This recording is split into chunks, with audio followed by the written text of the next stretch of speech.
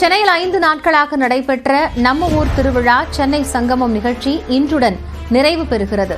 Anna Nagar tower பூங்காவில் நடைபெற்று வரும் கலை நிகழ்ச்சியை முதலமைச்சர் மு.க.ஸ்டாலின் கண்டுகளித்து வருகிறார். நேரலையில் பார்க்கலாம்.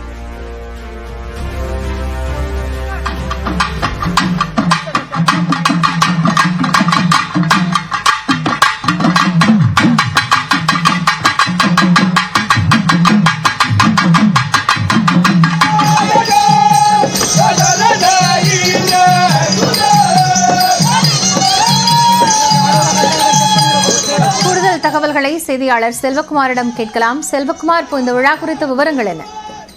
தமிழ்நாட்டின் பாரம்பரிய கலைகளான நாட்டுப்புற கலைகளை மீட்டெடுக்கும் முயற்சியாக கலைஞர் முதலமைச்சராக இருந்தபோது 2007ஆம் ஆண்டு முதல் சென்னை சங்கமம் நிகழ்ச்சி தொடங்கப்பட்டது. அதன் நீட்சியாக தற்போதும் திமுக அரசு பொறுப்பேற்றும் போது சென்னை சங்கமம் நிகழ்ச்சி நடைபெற்று வருகிறது. கடந்த 5 நாட்களாக நடைபெற்று வரும் இந்த சென்னை சங்கமம் நிகழ்ச்சி வண்ணமயமாக இன்றுடன் நிறைவு பெறுகிறது.